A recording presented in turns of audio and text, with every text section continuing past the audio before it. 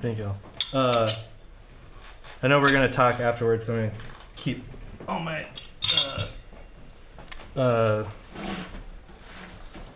talking minimal between. But that last piece is a melody that I stole or was left with me by a good friend of mine, Miles Cooper Seaton, who was in the band Akron Family, passed away suddenly a few years ago. And I live in North Carolina. It's a melody he brought with him on his last visit to the state and to play with a bunch of people there. So yeah, I grabbed it from him and put it in a new context, or my own context.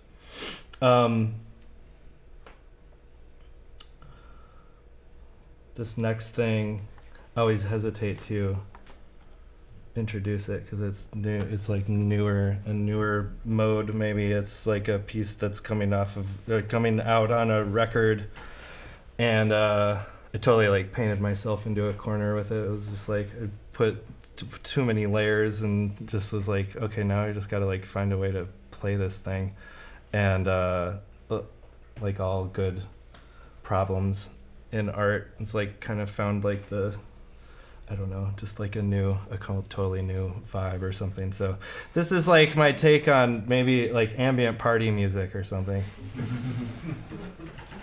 We'll see. Tell me if you think you can party to it.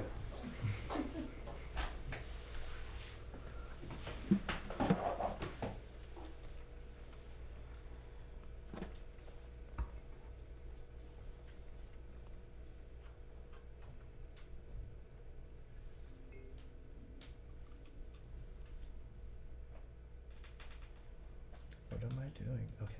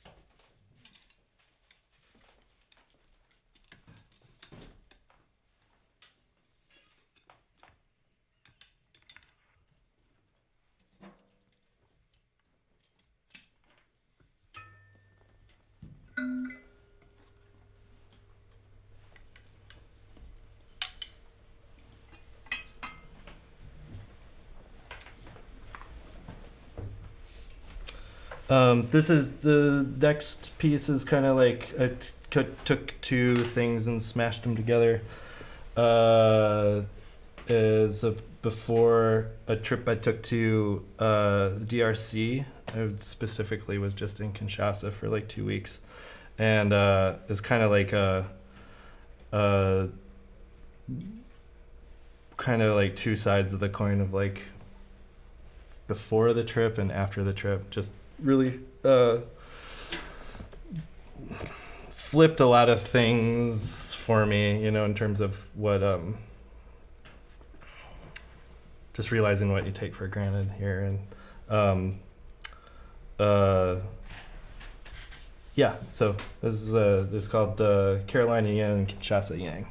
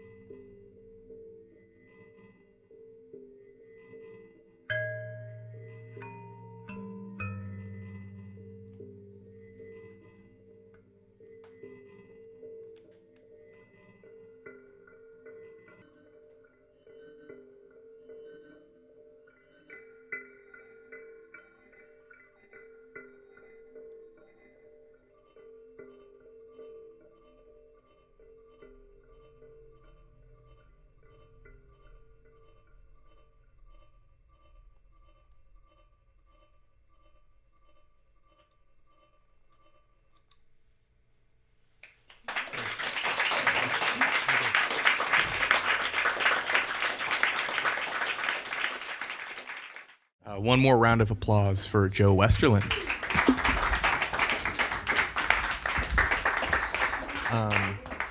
The first thing I wanted to ask you about is just how you structure your solo pieces. There was kind of something that I was feeling through a lot of those pieces that it almost like, formally speaking, felt almost DJ-like in practice. Cool. In the way that things would crossfade from one to another. Yeah. There's even a moment where you like bandpass swept something at the end, which was super cool. I just was wondering how you think about composition and structure with your solo work and how that all comes together. Wow, thanks. Thoughtful question. Diving right into it. Yeah, that's great. It starts with melody. That's something that's kind of that's been new. That's been recent. Since I started playing more of the thumb piano instruments and just more tonal, and also setting up this kit so that it is like pretty tonal. Yeah, I noticed the toms are very tuned in and dialed in. Cool. And So it's I'm starting with like kind of a preset melody, which is also hopefully somewhat obvious, and then I'm just kind of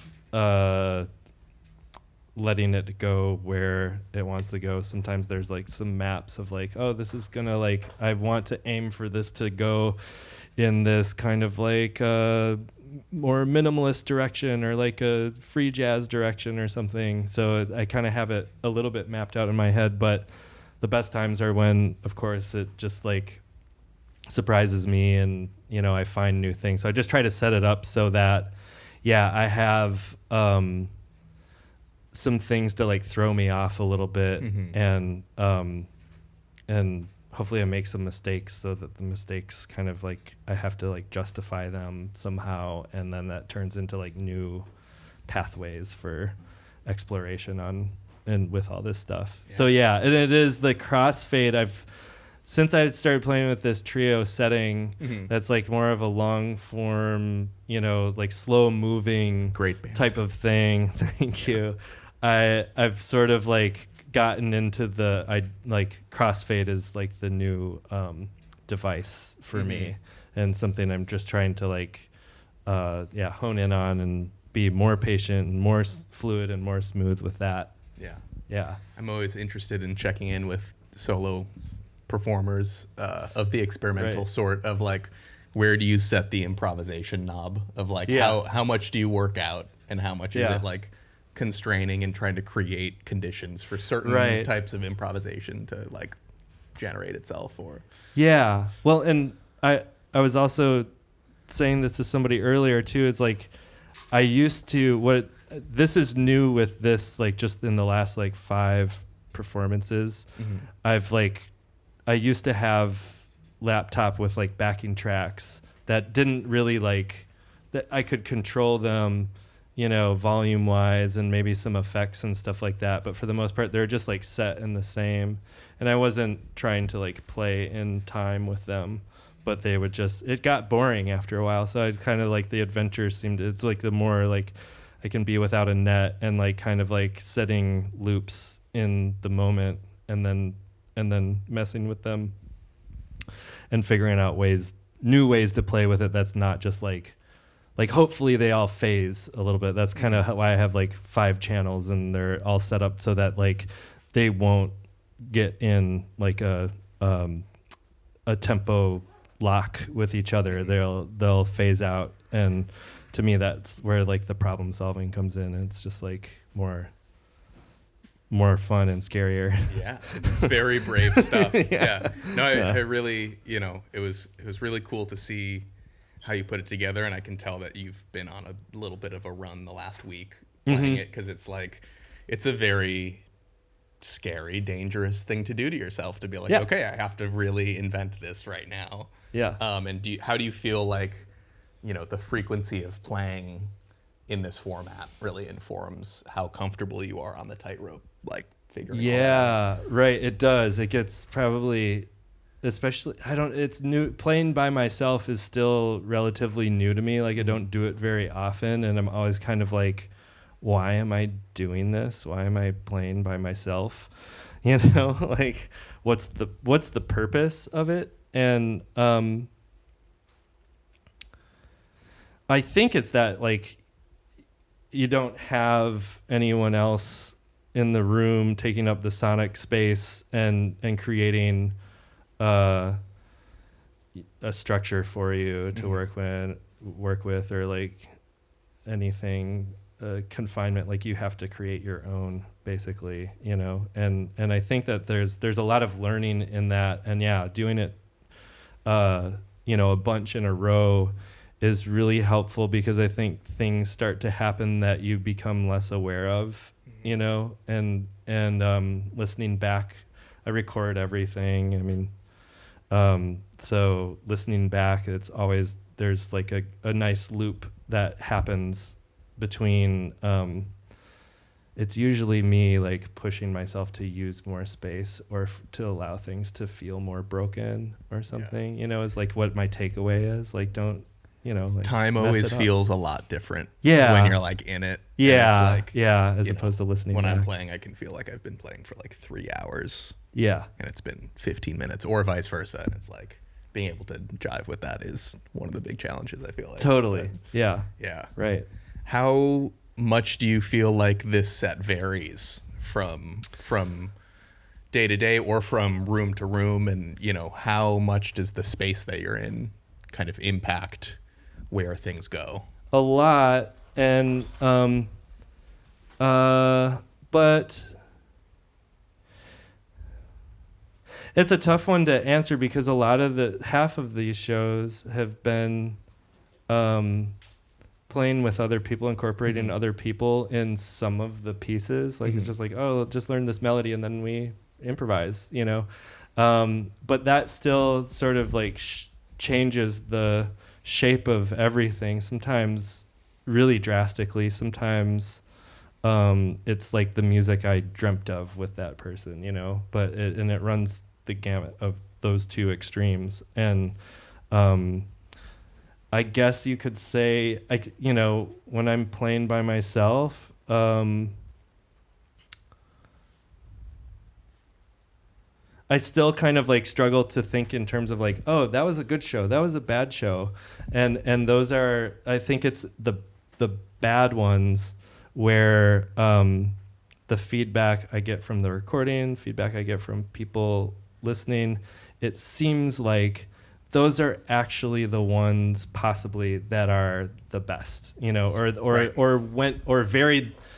That's the better way to say it, is like it varied the most, you know. And so if that's the point, is to find new, maybe those are the best. Right. Yeah. Yeah, you can play like the most dialed in thing where all of your stuff is behaving and exactly the way that you want it. Yeah, right. Yeah. And you might listen back and be like, okay. Fest. Yeah, right. Yeah. Cool. Yeah. Getting biographical for a little bit. Cool. You grew up in Eau Claire in the Midwest, right? And then spent time in Bennington, right, for school. In Eau Claire, was there, you know, I think I've always thought Eau Claire was an interesting place. There's a lot of really cool people doing cool music and creative stuff there. Yeah. Did you feel like growing up there kind of influenced you in terms of pursuing more creative music and expression? And kind of what about that environment pushed you in that direction? Extremely so. I think it was, Eau Claire is a very different place now than it was, how old am I? 20 years ago, 25 years ago. It was more cookie cutter-ish. It felt more like a vacuum, but it was also like kind of this safe incubator for a lot of weird stuff to kind of like trickle in. And I think a lot of people have this story, but you know, there was a small crew of people that like would put on shows in their parents' garage loft. To us it was, that's yours, you know, but like it was their parents, right. Like, you know. But so they like, you know, punk rock stuff. There was also like a band that was kind of like a Mr. Bungle ripoff that, I mean, I love them, and I think they're still one of the greatest bands ever. This band called Sled Napkin. They're like one of the best bands I've ever heard. And but I shouldn't say they're a ripoff of Mr. Mullen, but they would probably agree with it. It was that thing, and they were there was this guy Ryan Olson who is a producer now, and he was huge into John Zorn, and so it kind of like got into, as a like jazz program damaged, like, school program. Jam at UW band there kid. and kind What's of that? At UW Eau Claire, Well, kind of yeah, an adjacent and before scene. that, or, okay, and high school like fed into UW Eau Claire too. Like there was a lot of talk between the jazz program at the university and the high schools and the middle schools even. Like it's this very celebrated, awesome thing there. So, and I was like kind of recovering jam band guy, and improvising and off songs, and doing all, and interested, and influenced by these guys that were a little bit more like edgy and punk rock, and into some weirder stuff. So that was just this window, and I think because of like the way that the smallness of and cookie cutter-ishness of the town, just everyone kind of clinged on to those ideas and these like kind of esoteric, weird mysteries that were kind of all existed outside of it, and then we were creating our own, and without really like thinking about it that way, like anyone's going to hear this shit, like it's more like this is what we're into. Yeah. So that eventually, like following that path led me to Bennington. It was like, oh, he's on Zorn's record label. I have no idea who this guy is. I really didn't know any like free jazz. I had no free jazz, any, outside of like stuff on Zodic label. And it just, as all soon it as takes I is got one there, thread though sometimes, and then and then you down, being in a program in an environment that had as rich of a history as Bennington does, and with Milford, studying with Milford, mind shattered, and by him, by Anthony Coleman, Kitty Brazelton, there's like, I was getting into composition of all kinds and improvisation of all kinds, but Milford was sort of like leading the charge for me. And this is the one I spent the most time with while I was there. Yeah, everyone who I've met who spent a significant amount of time with Milford really has taken so much, obviously, from his philosophy and everything.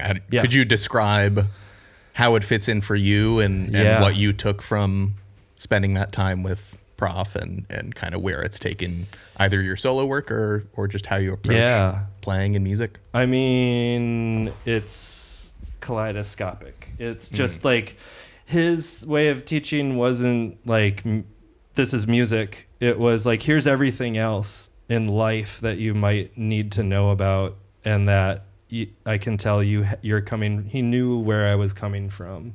You know what I mean? And like, and knew like, just kind of like how green I was, and really just tried to get in there over the course of like many lectures and, kind of exercises. Like he'd sit down at the drums with me and we'd just like go back and forth. He'd be like, sit down and just like loosen up, man.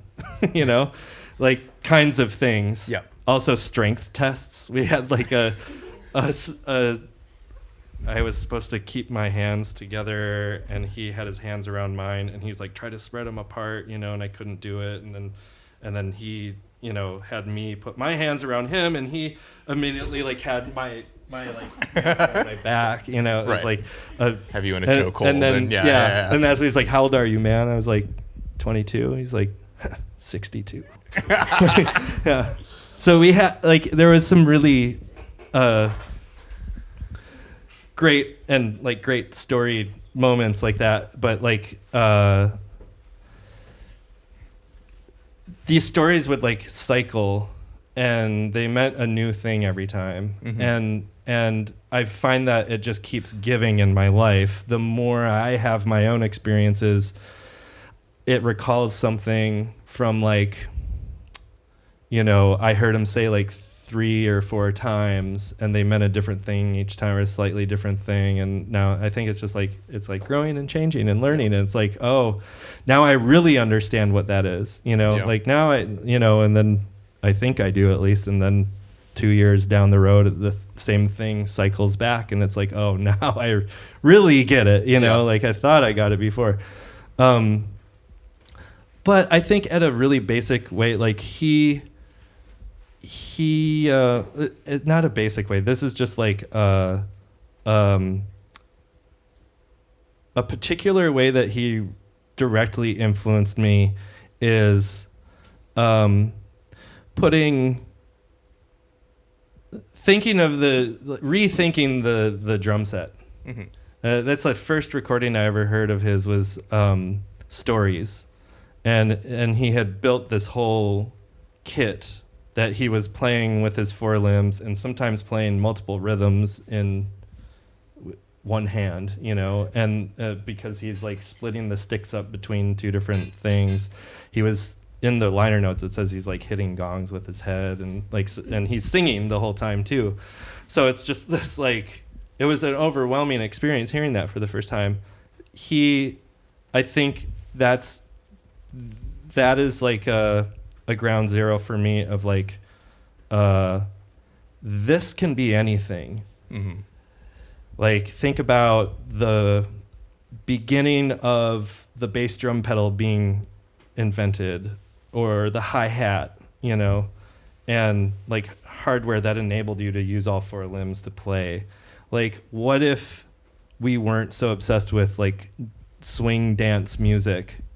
What if we were obsessed with something that just felt a little bit more raw, or like came from a different place, or I don't know, you know, just something else. And so I think about those like substitutions, because he used a lot of drums without bottom heads. That was a big one for him. He never turned his snares on. I play snare all the time, but I use the solo thing to explore non-snare music. I also use the space to explore like ringy drums. That's another thing. He was like, don't muffle your drums. It's like, why would you talk like this? That's what he'd always say. And to also like have a left foot. I don't know. I get kind of like tired of hi-hat sometimes, and I want to replace that left foot with like a different sound, and it makes me play differently, even if I'm falling on like you know, my habits. It's still, the sound is different, so it influences my hands to do something different. You know, I think I sort of like got that from him. I realized like one, I lived in Los Angeles for a little while, and was an assistant for the studio drummer Jim Keltner, and would just, I hardly ever like even talked to him, but like I would set up his gear for him and tear it down, and see, there was always something like, I want different heads on this thing, and you know, like I want to like instead of a resonant head, put the resonant heads on the batter side, and the batter, you know, he'd come up with stuff like that. There was always some weird extra contraption that was almost like there to like throw him off. Like it was like almost out of reach usually. And I started thinking, that's me. I started thinking that it's so interesting that like somebody who's as heralded in like an experimental or avant-garde world as Milford, there's like a similar kind of thing happening in this like very like popular, studio world, almost, you know? Industrial like application of what music is. Yeah.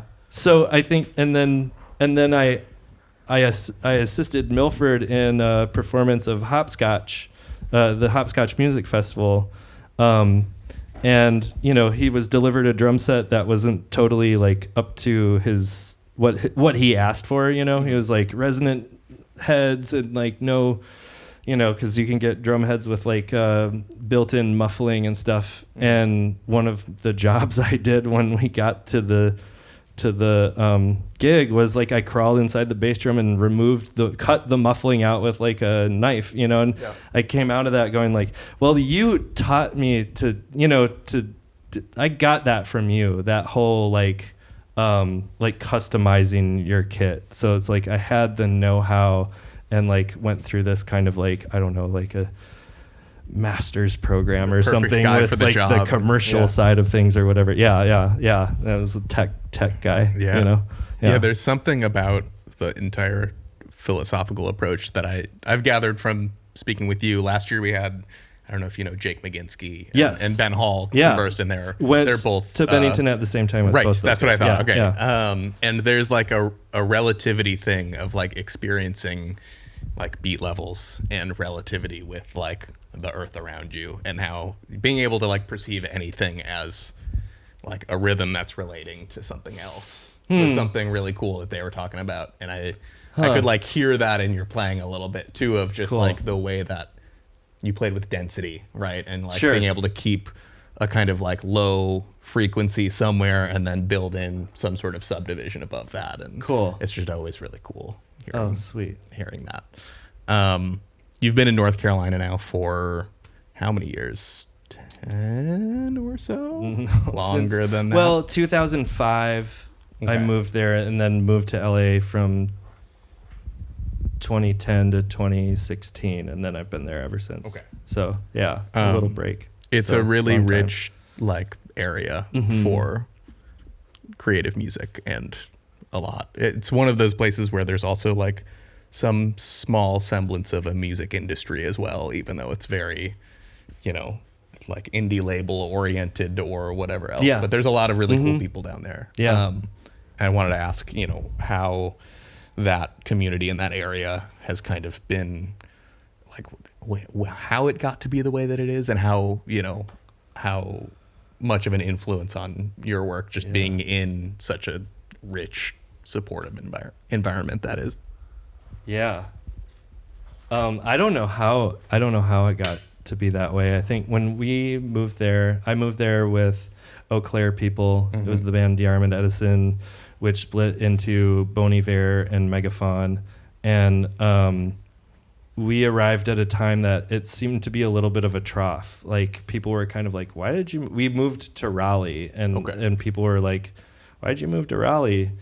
And our answer was always kind of like, Merge Records was there. There, it was like the indies. There seemed to be like a really like good indie scene for stuff, but again, maybe it had hit like a tiny lull or something like that, or just a slight, we also like, Chicago was always a place on our map, Minneapolis, but it seemed like I think everybody wanted more of an adventure or something, just go further away, and also to just be in a more manageable place. The Triangle is really interesting because it's like 3 college-sized, mid-sized cities, like kind of right together, and they have a lot of conversation between Raleigh, Durham, and Chapel Hill, and the outskirts too. There's so many diverse music scenes there, but it kind of still all feels like one. Like there's a lot of old time people. There's great jazz programs. There's the indie rock stuff. There's just, I don't know, folk, Americana, improvised music. And everybody there seems to be like blurred lines between all of it. There's people that work together in they cross the lines or whatever, they cross over.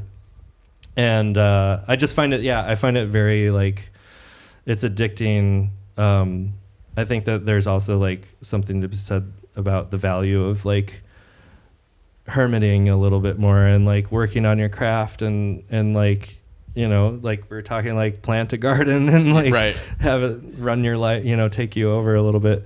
But like I still am just like really excited about like going to the people's shows and them coming to mine and like getting hired to play on records, and it's just very supportive that way, that the triangle is just has a really special thing. Yeah. I have one more question for Joe, and then if anyone in the audience has any questions, we'll do a short round of audience questions. You mentioned playing on people's projects and recording, and I wanted to ask you about kind of the tension between touring work and sideman work and being able to pursue your either solo work or other creative projects of your own, and where you kind of find yourself on that spectrum and what some of the challenges or beautiful parts of that are. Yeah, it's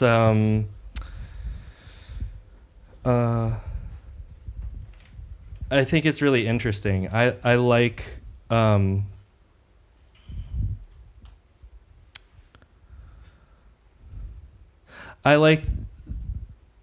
seeing where I can turn the dial of bringing some of this stuff or other stuff that I have in my back pocket, or, you know, that it seems like it wouldn't fit in something else. Sneaking it in. Yeah, sneaking it in.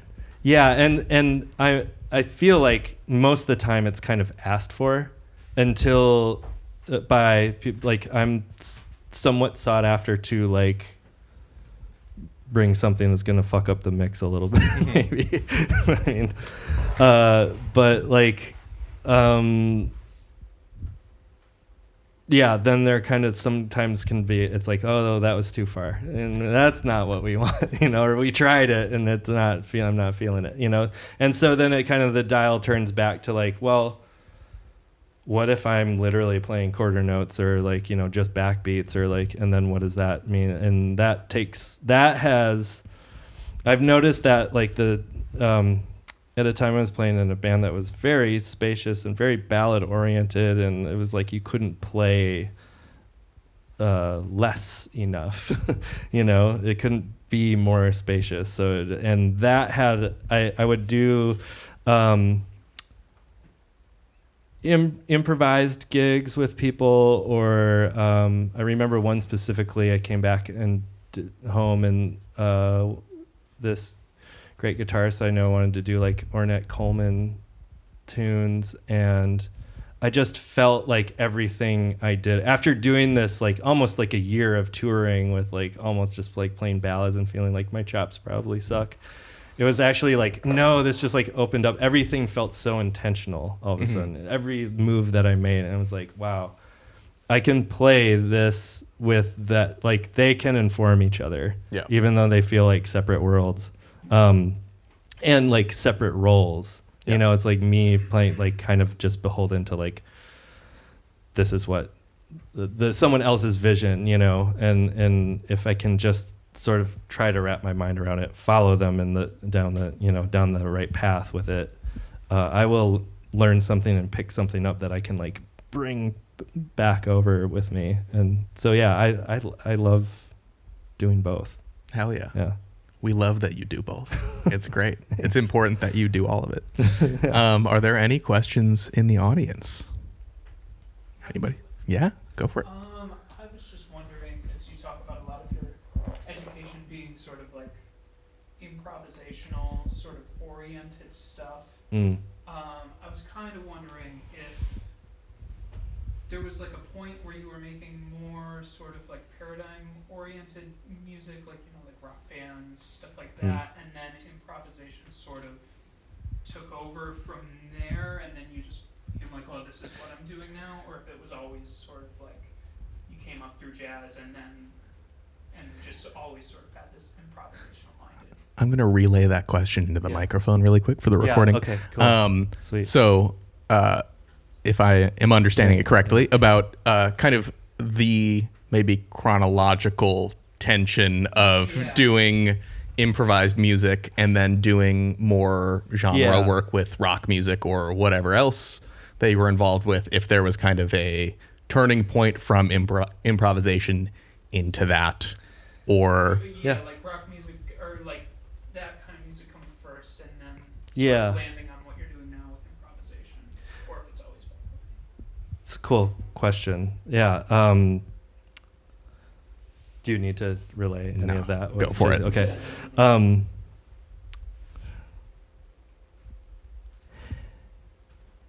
I think I was always more interested in improvising, but couldn't make it to, like, I didn't get to, because of where I grew up maybe, or just because I was younger or whatever, I didn't know that you could just improvise and make music and call it music and call it a composition.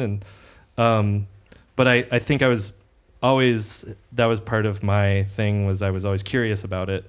So yeah, it got me. I think the window, if I'm breaking it down into like a little chronology, it was kind of like rock music, just learning to play drums, like that's the beginning of like the grunge era or whatever, and then sort of like discovering jam band stuff and like but being really like truly enthusiastic about the improvisation in it, and at the same time doing jazz. The jazz education was kicking in. Am I going in is this kind of what you're asking? Another really big important thing for me was in high school, I did a like improvisational theater group. It was something that was like the school had always had. It was this like unofficial elective kind of thing. We practiced twice a week. We had a teacher who was very serious and took a lot of stuff like literature from the like Second City founders here, and like, you know, so this is like comedy improv, but we took it really like it. We would try to do like serious skits. They're not sketches, they're improvisations, you know, scenes, and that had a deep impact on me to the point where I went to Bennington with this idea that I was going to take the Viola Spolin book Improvisation for the Theater and adapt it for musicians, and I totally failed. Just fell flat on my face. Like, it just sucked. It was so stupid. But like, but it was the trying that I kind of in the middle of like the discovering of all these other musics that like existed before that were improvisational based that I just didn't know about. It just kind of like opened up this whole world to me of like, oh, I could grab some of this, and like these there's already like structures and rules and like things that you can latch on to. So at that point I was at like I was like swollen with like I'm improvising only forever. And then as soon as I graduated, I was like kind of like, well, now what, you know, I was like kind of bewildered in New York for a few months, and thinking like, oh, I'll just jump into just doing improvised music.